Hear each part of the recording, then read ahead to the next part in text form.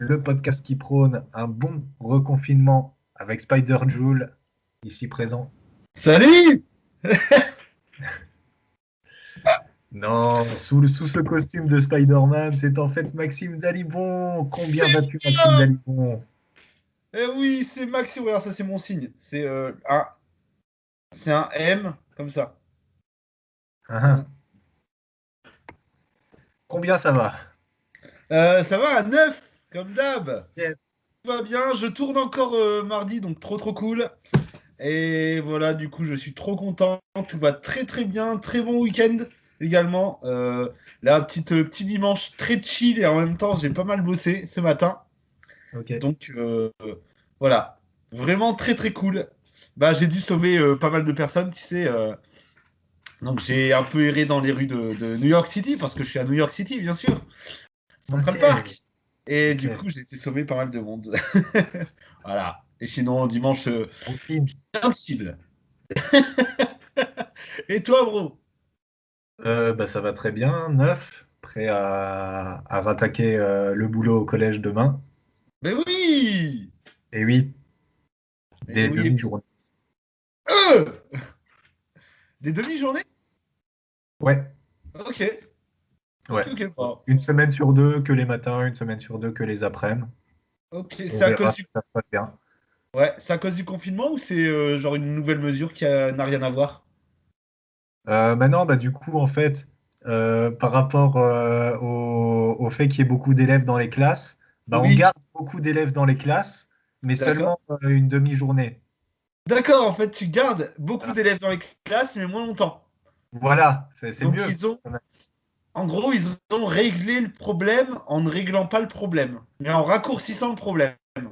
Voilà, bien dit, très bien dit. Ok. C'est la manière de faire du gouvernement. On a l'habitude. Tout à fait. Mais bon. Et Ah, putain. ouais, Alors, c'est parti. Est-ce que tu as un film à nous conseiller? non, non, non, mais alors pareil, comme d'habitude, j'ai pas encore vu de film. Et je me suis souvenu d'un truc, et je pense pas que j'en ai parlé. Et tu m'en avais parlé, donc je vais parler de Chunking Express Oh, de ok. Wong Kar-wai, qui est mon deuxième film préféré après Titanic, bien entendu. Euh, Comme ça, j'aurais fait les trois. J'aurais fait Chunking Express, j'aurais fait Titanic et j'aurais fait Little Miss Sunshine. Donc c'est pas, ils sont mes trois must en matière de film. Mais Chunking Express, c'est clairement la raison pour laquelle j'aime le cinéma asiatique. C'est, il y a une énorme part de, c'est très réaliste, tu vois. Il y a une énorme part de réalisme avec une caméra souvent portée qui est vraiment proche des personnages. En même temps, les couleurs, je les trouve trop belles les couleurs. C'est souvent des couleurs en néon, tout ça. J'espère que mon son n'est pas trop étouffé avec ce masque de merde. Mais c'est souvent des couleurs très néon, tout ça. Et j'aime beaucoup, surtout dans Shanking Express, il y a vraiment ce côté-là.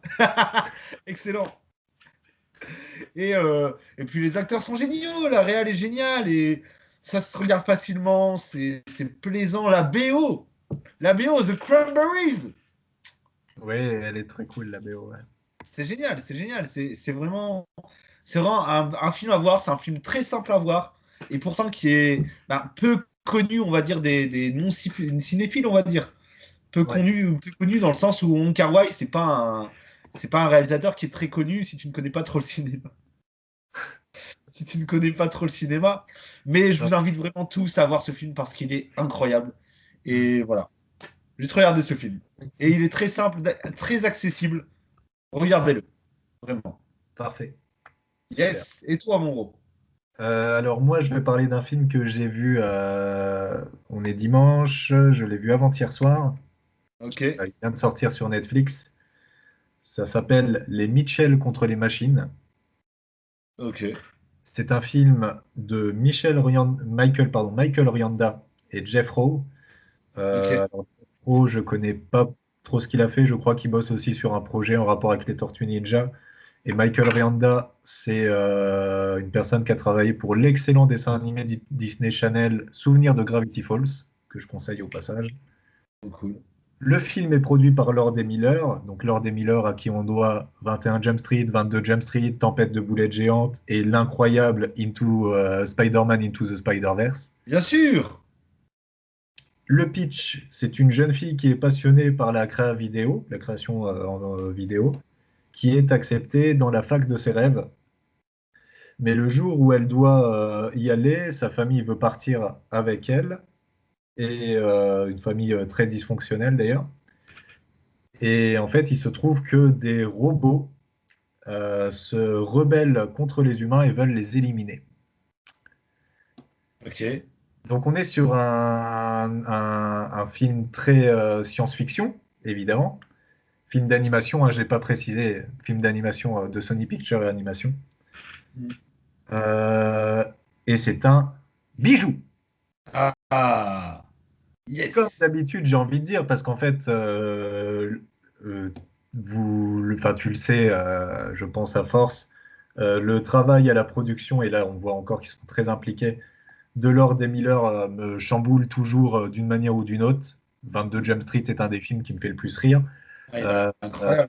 Spider-Man New Generation ou Into the Spider-Verse, c'est une dinguerie en termes d'animation, de scénario, de tout ce que tu veux. Et bah là, ça marche aussi. C'est un film vraiment, vraiment dingue. C'est intelligent, c'est pas manichéen dans ce que ça dit et ce que ça veut dénoncer de la technologie. C'est extrêmement créatif. C'est à mourir de rire. J'en ai pleuré de rire à plusieurs moments. C'est parfois assez émouvant aussi. En plus, c'est un sujet qui me touche, évidemment. Un ado, euh, un ado qui fait des films dans son coin et qui veut faire des études en lien avec ça, c'est un truc qui me parle un peu, forcément. Je pense que ça te Forcément. parlerait à toi aussi. Bien sûr. Tous les personnages sont extrêmement réussis, extrêmement drôles, que ce soit la famille ou les méchants robots qui sont extrêmement drôles. Euh, donc bravo à Sony qui, une fois de plus, montre qu'ils sont présents quand même de plus en plus, hein, parce que c'était déjà eux derrière Spider-Man Into the Spider-Verse et les autres productions de Lord Miller, que ce soit La Grande Aventure, Lego et tout, que moi je trouve un peu moins réussi, mais quand même plutôt cool à Ouais, regarder. ouais, oui. Et bah voilà, enfin, c'est hyper dynamique, on s'ennuie pas une seconde. Je crois que ça dure 1h50, mais enfin, ça paraît pas du tout aussi long que ça. Et plein de références pop culture très cool, donc très content d'avoir vu ce film. Yes, du coup, c'est sur quelle plateforme? C'est sur Netflix. Sur Netflix, et comment ça s'appelle? Ça s'appelle Les Mitchell contre les machines. Ok, trop cool. Tu m'as trop hypé. Yes, parfait. Il faut que je regarde des films. Je regarde pas assez de films là, c'est Ah pas ouais, possible. là, tu vas tomber, puis tu vas accrocher direct. Grosse, Ah grosse dingue. yes, trop cool. Et bah, je me battrai ça. Je... Chose. Est-ce que tu as une série à nous conseiller, proposer? Aïe aïe aïe aïe aïe aïe aïe aïe. Eh, Je crois on bien a, qu'on a fait le tour des séries. Non, on- non, en on- vrai, on n'a pas fait le tour des séries, mais j'en ai tellement peu vu. J'ai toujours dit, je regarde très peu de séries dans ma vie. J'en ai vraiment très peu regardé. Du coup, là, on va attaquer les séries que j'ai vues, qui ne sont pas non plus dans mon must, mais qui sont quand même très cool. Et du coup, je voulais parler d'une série qui est sortie récemment, qui a fait le buzz, et qui s'appelle Cet œil de Nicolas. Cet œil de Nico qui me Ah, fixe. regarde, tu es. Ah, génial! Ah, putain, c'est génial. Mais du coup, je vais parler de The Witcher. Oh, ok. Eh oui, parce que The Witcher, c'est une série que j'ai regardée. C'est une série, franchement, on va être honnête. Beau gosse! On va être honnête. On va être honnête. Euh, à- je pense de plus en plus qu'elle est très oubliable. Ouais. C'est-à-dire que moi, il n'y a aucun moment marquant. Enfin, c'est pour ça que tout le monde va se dire, mais pourquoi il en parle? Déjà, comme j'ai dit, c'est par défaut un petit peu parce que j'ai pas d'autres séries, je regarde très peu de séries. Ça reste une très bonne série.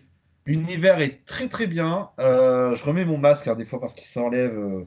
C'est très chiant. Euh, L'univers est très très bien. Les acteurs sont vraiment bons. Euh, mais oui, après voilà, on va pas se mentir, c'est pas. Regardez-la si vous avez fait le tour de toutes les séries, c'est vraiment très cool. Après, c'est vrai que je me suis dit, je vais en parler, mais en vrai, je me suis dit, mais qu'est-ce qui t'a marqué dans la série? Et en vrai, pas grand-chose. Voilà. Aïe, Elle aïe, est... aïe, coup dur pour The Witcher, coup dur pour Ah ouais, Henry ouais, Cavill. ah ouais, elle est très oubliable, elle est très bien. Donc voilà, Mhm. regardez-la, faites-vous votre propre avis. Elle est très bien, en plus. En plus, il n'y a qu'une saison, donc en vrai, ça se regarde facilement, franchement. Donc regardez-la, elle est très bien, mais très oubliable. Elle n'est pas marquante. Ce Yes, serait. Voilà, je ne sais pas si tu es d'accord avec moi, mais voilà. tout à fait. On n'a pas le contre-emploi Nico ou Tib qui ont plus aimé que nous, qui pourraient nous la défendre un petit peu, c'est dommage. Bien sûr, Ils sont pas en grande forme, donc on les invite pas pour l'instant, mais peut-être bientôt Tib, on espère que ça se fera. bientôt, bientôt Thibaut. On espère, yes. Ok, bah donc tu nous conseilles vite fait The Witcher, ça marche. Voilà, vite fait un Est-ce peu que par tu aurais défaut. une musique à nous Ah, conseiller avec plus de brio? oui, mais avant, t'as pas une série à conseiller, toi? Oui, c'est vrai, j'ai pas fait ma série. Ouais. Alors qu'en plus, je l'ai bien kiffé. Carrément Craignos, de Jean-Pascal Zadi, donc le réalisateur de Tout simplement Noir. Ok. Si tu ne l'as pas vu, très drôle, Tout simplement Noir, il faut voir ce film. J'ai pas encore vu. S'il a été césarisé, c'est Oui. assez inattendu, mais Oui, c'est gros cool. film, hein. Gros film. Mm. C'est l'histoire de Ernesto, qui est un galérien du 93 qui doit retrouver l'argent qu'il a promis de rendre à un ami avant que ce mec-là parte en tôle. Quand même Ok. une grosse somme de 200 000 euros, hein, c'est un bon pactole. Ouais. Mais il n'a plus du tout cet argent pour des raisons qu'on comprendra au fur et à mesure de la série. Mm. Et ce mec sort de prison, donc il faut qu'il retrouve l'argent à tout prix. On est sur une série très barrée. Euh, Certainement, des gens vont avoir un petit peu de mal à accrocher parce que c'est à la fois loufoque et ça prend pas le spectateur par la main. On a très vite des longs plans fixes, par exemple. C'est une réalisation, moi, que je trouve plutôt cool et adaptée, mais qui va peut-être un peu perturber certaines personnes. Donc, il faut s'accrocher à ce niveau-là. Mm. Mais ça vaut le coup, c'est bien rythmé, les dialogues sont très bien écrits. Euh, c'est plein de surprises, il y a des idées très drôles, l'épicerie à l'Albio qui veut faire à un moment, ou juste le rôle de mec chelou qui file des pilules cheloues, joué par Eric Judor, qui est incroyable. Déjà, dès sa première apparition, il a une voix qui n'a rien à voir avec sa voix habituelle, qui est extrêmement drôle. Il y a que les aficionados d'Eric Judor qui, dès le début, ont fait Ah! J'ai reconnu. Comme moi. Sinon, c'est n'importe quoi. Et Excellent. donc vraiment un rôle hors norme. Et plein de gens très drôles aussi dedans. L'acteur Esteban, je ne sais pas si tu connais, mais qui est pareil, qui est un mec avec un physique hors norme et un potentiel comique dingue. Ok. Voilà, carrément Craignos, c'est sur le site de France TV, France.tv. Ah, trop cool. Tous les épisodes sont gratos jusqu'à la fin de l'été, si je dis pas de bêtises. Oh. Se regarde assez vite. Il y en a 9, je crois, 9 épisodes d'une vingtaine de minutes. Donc, foncez, très bonne série française, très cool. Yes! Trop cool. Et cette fois, c'est la bonne. Est-ce que tu as une musique à nous conseiller? Bien sûr. Écoute, est-ce que je vais te surprendre? Je ne sais pas. Je sais pas, d'habitude, si. D'habitude, si. Est-ce que je vais te surprendre en parlant des Red Hot Chili Peppers? Oh, je ne savais pas. Ok, cool. Oui. Oui, je cache bien mon jeu, j'ai plusieurs cordes à mon arc. Hop là, bim. Et à la fois, Allez, dans Spider-Man et Arrow. C'est balèze. Spider, Spider Arrow, c'est C'est moi. ça. Euh, non, Red Hot Chili Peppers, c'est un groupe que j'ai connu grâce au catch. Parce que voilà, je l'ai déjà dit et je le redis, je suis très fan de catch, notamment de la W. J'ai grandi avec la WWE à l'époque, bien sûr, de catch, la génération Catch Attack, hein, même un peu avant. Parce que la génération Catch Attack, en gros, c'est quand ça passait sur NT1. Et j'ai connu un peu avant, j'ai connu à partir de 2006. Et il me semble la génération Catch Attack, je sais pas si c'était en 2006. Je pense que c'était plus à partir de 2007 et vraiment grosse popularité 2008-2009 avec les Jeff Hardy, Rey Mysterio, tout ça. Et il y avait, voilà, des fois, ils mettent dans les thèmes, du coup, les musiques pour les thèmes des pay-per-view. Donc, les pay-per-view, c'est les gros shows mensuels, on va dire, de la WWE. Et à WrestleMania 24, il y a eu les Red Hot Chili Peppers.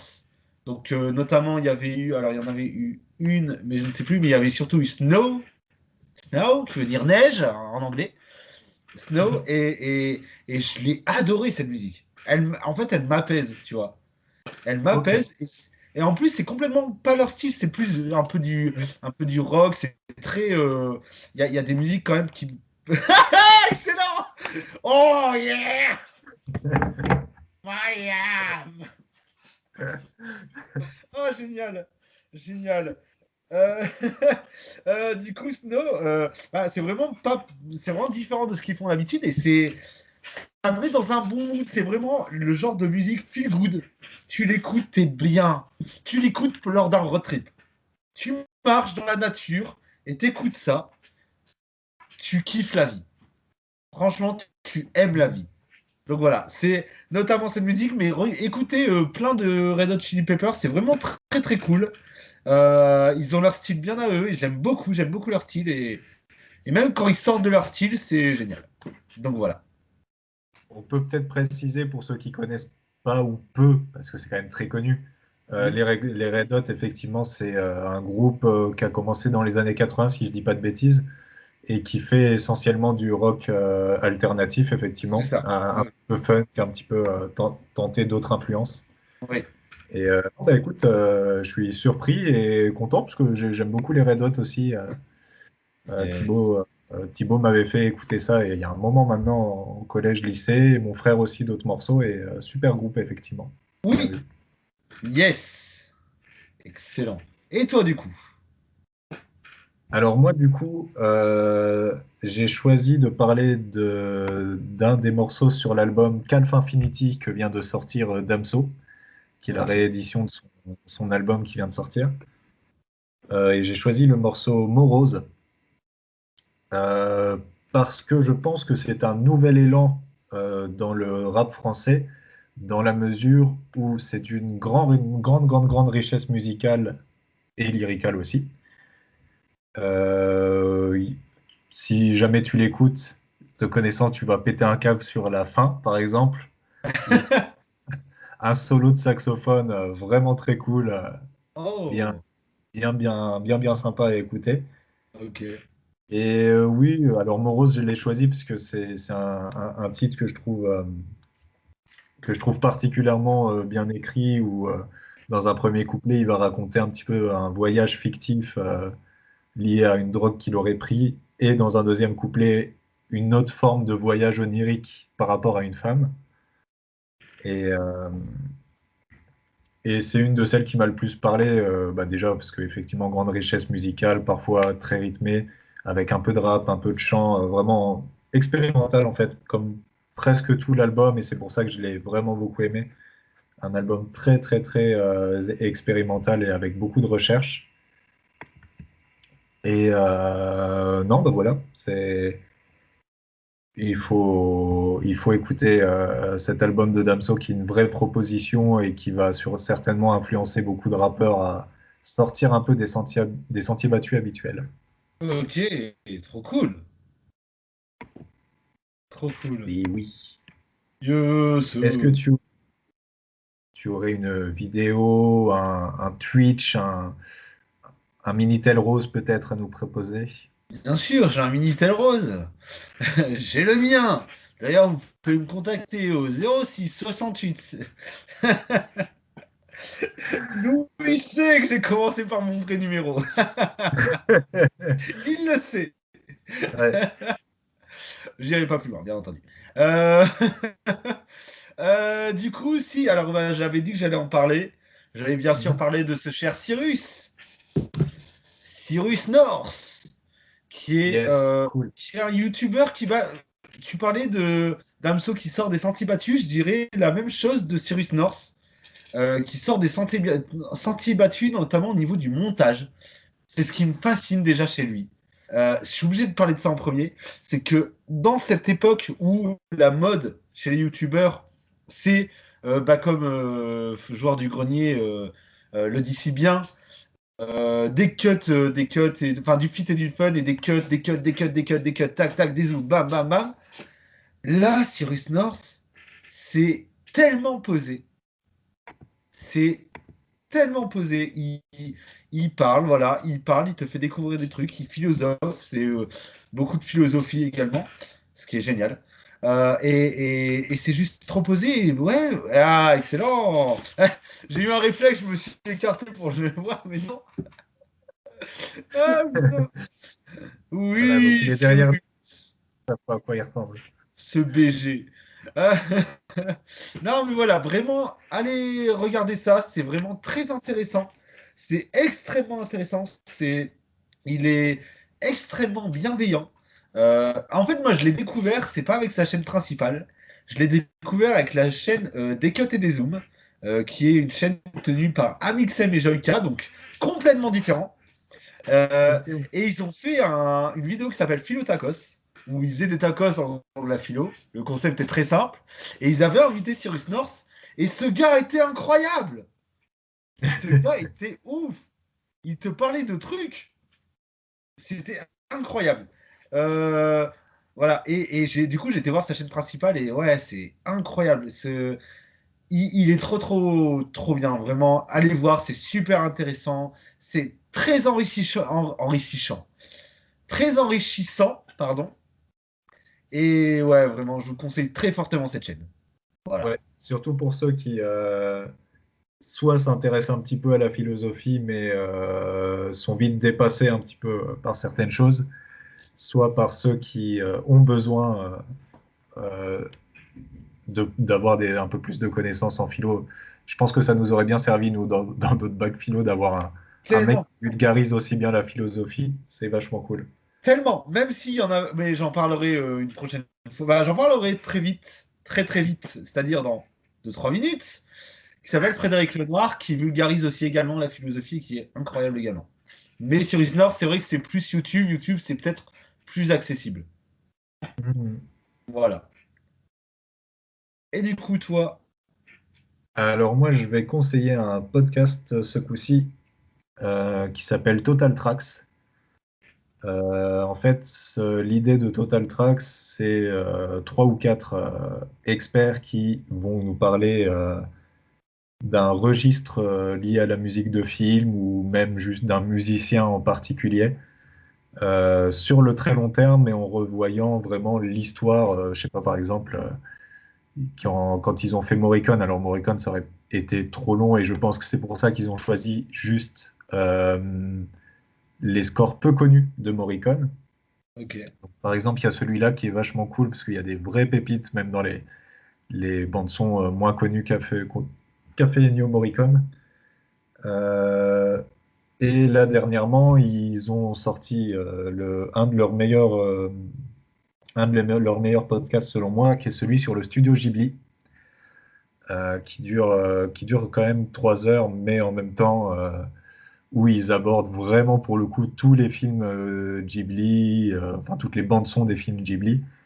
Et avec toujours leur culture qui fait que c'est vraiment passionnant à suivre. Moi, il y avait plein de choses auxquelles j'avais jamais réfléchi, mais par exemple, il y a une grande influence, alors j'ai plus le nom malheureusement en tête, mais du compositeur attitré du studio Ghibli qui a fait pratiquement toutes les bandes son, qui est très influencé par Georges Delerue, un compositeur français, tu sais, qui a beaucoup composé pour la Nouvelle Vague, entre autres. Ok. Enfin, qui a fait des scores extrêmement beaux pour Godard dans les années 60. Le Mépris, par exemple, excellent, culte.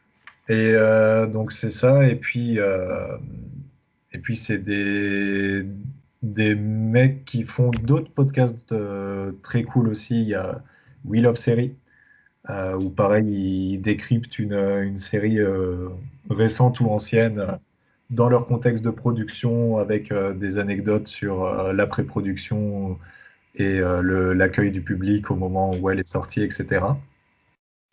C'est des très bons analystes et il y a parmi eux Rafik Djoumi. Et je parle souvent de Rafik Djoumi parce que pour moi, c'est le maître de la pop culture. Il a fait notamment une émission YouTube qui s'appelle Beats. Si vous connaissez pas, allez voir Beats. C'est vraiment, vraiment génial. Et il a fait plein d'autres choses. Il écrit souvent pour un magazine qui s'appelle Rokirama. Et il a fait notamment un hors-série qu'il a entièrement rédigé sur Matrix, où il décrypte les messages philosophiques de chacun des trois Matrix. Ok. Donc c'est extrêmement intéressant à lire aussi. Mm. Et bon, donc pour ceux qui veulent écouter, c'est un petit peu partout. Ils sont sur YouTube, ils sont sur Deezer, ils sont sur Spotify. Donc j'ai parlé de celui pour les studios Ghibli, mais je peux également conseiller celui sur le polar français, qui est extrêmement intéressant. Et bien sûr, celui sur les bandes-sons rejetées d'Hollywood, où il y a toujours des histoires incroyables, comme par exemple l'histoire selon laquelle Friedkin avait reçu 2 compositions pour l'Exorciste qu'il avait détestées. La deuxième, il l'a tellement détestée qu'il l'a jetée par la fenêtre de la cour de son studio. Le mec était pris d'un élan de rage. Et plein d'anecdotes vraiment, vraiment fun à découvrir comme ça. Total Tracks, Tracks Trax. Yes, trop cool. Yes. Est-ce que tu as un livre à nous conseiller? Oh là là, la surprise du chef. Bah, je l'avais dit, hein, il allait arriver dans quelques minutes. Je l'avais dit, Ouais. on allait en reparler. Hein. Je l'avais dit. Non, ben alors Frédéric Lenoir, du coup, c'est un livre. Oh ah putain, tu, tu- tu me regardes comme si t'as envie de me démonter. T'as envie de me tabasser. Mais genre en mode, mais qu'est-ce que tu fais, gros? Mais qu'est-ce que tu fais là? C'est génial. Et du coup, Frédéric Lenoir, donc il y a un livre. En soi, je conseille tous les livres et tout ce que fait Frédéric Lenoir. Mais principalement, enfin peut-être pas principalement, mais en tout cas celui qui m'a le plus marqué, c'est ça, philosopher et méditer avec les enfants, qui comme son nom l'indique, est un livre qui t'explique, qui regroupe beaucoup de sessions de philosophie qu'il a fait avec des enfants plus ou moins grands dans des écoles, via son Mhm. association, je ne sais plus que son association, comment elle s'appelle, mais il a une association qui s'appelle SEV. Il me semble que ça s'appelle SEV, S-E-V-E. Et en fait, c'est une association qui contribue à former des enseignants et même non-enseignants à la philosophie, à l'apprentissage de la philosophie avec les enfants.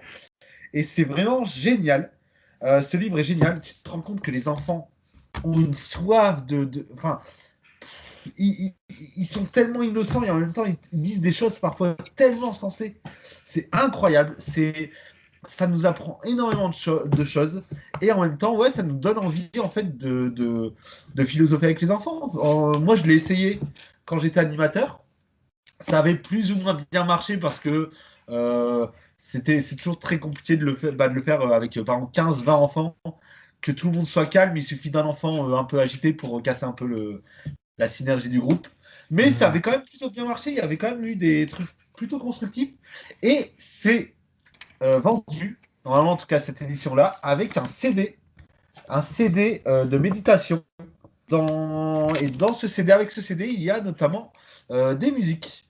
Il y a des musiques, des méditations guidées avec musique, et des méditations guidées par Frédéric Lenoir sans musique.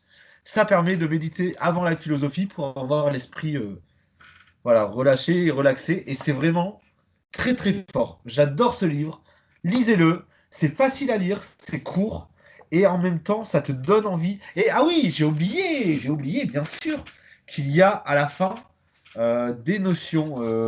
Voilà, par exemple, sur tout ce qui est abordé, par exemple, le bonheur. Et il y a plein de notions avec des citations, tout ça. Et c'est vraiment très intéressant. Et ça donne envie. Et surtout, plus que de lire ce livre, philosophez entre vous, philosophez avec vos enfants. C'est très important. Voilà. Yes. Inciter les enfants à la réflexion est quelque chose de très important, effectivement. Exactement. Oui. Donc c'est le mec derrière moi, Frédéric Oui. Lenoir. Voilà, j'ai décidé que je ferais ça maintenant assez souvent. Excellent. Ça rend le tout un peu plus sympa. Excellent. Frédéric. Fredo. Ouais, Ah, et ouais. attends. Juste Oui. avant, je suis désolé, regardez aussi ses conférences sur YouTube, c'est incroyable. Voilà. Mhm. Il a fait Voilà. des livres sur l'écologie aussi qui sont vachement cool. Oui, ah Notamment. oui, il est très impliqué sur l'écologie, très impliqué sur plein de trucs. C'est un homme incroyable de toute façon. Voilà. Et toi, du coup? L'écrivain national de... Ça m'a déconcentré. L'écrivain national de Serge Joncourt, paru Excellent. 2014, qui est un livre extrêmement drôle, extrêmement surprenant, extrêmement sinueux, qui balade son lecteur par 1000 reprises, qui fait rire vraiment, ce qui est pas courant, je trouve, quand on lit quand même. Hein, on est tellement surpris dans ce livre-là qu'on se retrouve souvent à rire, tellement les tournures de phrases un petit peu alambiquées ou un petit peu originales prêtent souvent à sourire dans ce livre-là. C'est le premier livre que je lis de Serge Joncourt, qui est un écrivain très réputé. Hein. Il y a eu par exemple son livre UV qui avait été adapté au cinéma dans les années 2000. Et la plupart de ses livres ont des prix. Enfin, c'est un écrivain assez réputé en France. Et bah écoute, très bonne surprise. J'aime beaucoup cette manière de se faire balader dans, dans le livre. Pour le dire un peu brièvement, c'est l'histoire d'un auteur. En fait, c'est un petit peu une autofiction, puisque le personnage donc, dans le livre est un auteur de livre qui s'appelle Serge. Et donc, il part rencontrer ses lecteurs dans une petite ville du centre de la France, une espèce de petite campagne où tout le monde se connaît un petit peu. Et en fait, il arrive au moment où il vient d'y avoir un fait divers un petit peu bizarre d'une disparition que certains soupçonnent d'être un meurtre en réalité. Et ça va très vite beaucoup l'intriguer, il va beaucoup se renseigner, il va essayer d'aller sur les lieux, essayer de comprendre ce qui s'est passé, et il va tomber progressivement amoureux d'une des deux filles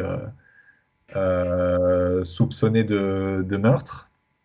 Il va cacher ça du mieux qu'il peut pendant qu'il est donc en représentation là-bas. À chaque fois qu'il est en conférence, les gens se doutent un peu qu'il se passe quelque chose de bizarre et essayent de le questionner là-dessus, etc.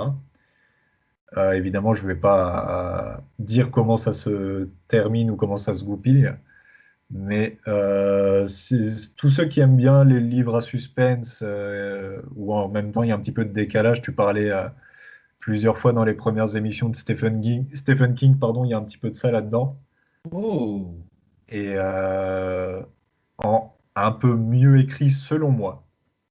Voilà, parce que j'aime beaucoup Stephen King, mais tu sais, il se laisse facilement aller à des grossièretés ou à des oui, formules un peu faciles et tout.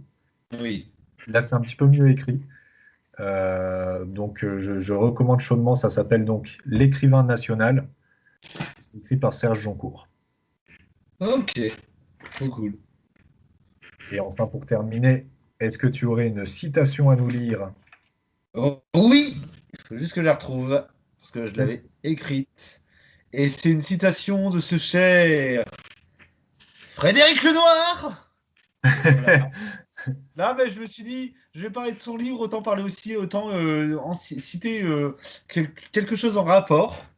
Et du coup, Ok. Frédéric Lenoir, qui a dit ceci, cela, qui a dit, si je la retrouve, je suis convaincu. C'est pas forcément une citation qu'on va retenir, c'est pas une belle citation, enfin une citation bien, mais en tout cas, c'est une citation qui a un rapport avec le livre et qui est tellement vraie. Qui dit, donc Frédéric Lenoir, qui dit, je suis convaincu que s'il y avait de la méditation et de la philo dans toutes les écoles, le monde serait changé en une génération. Et c'est juste totalement vrai.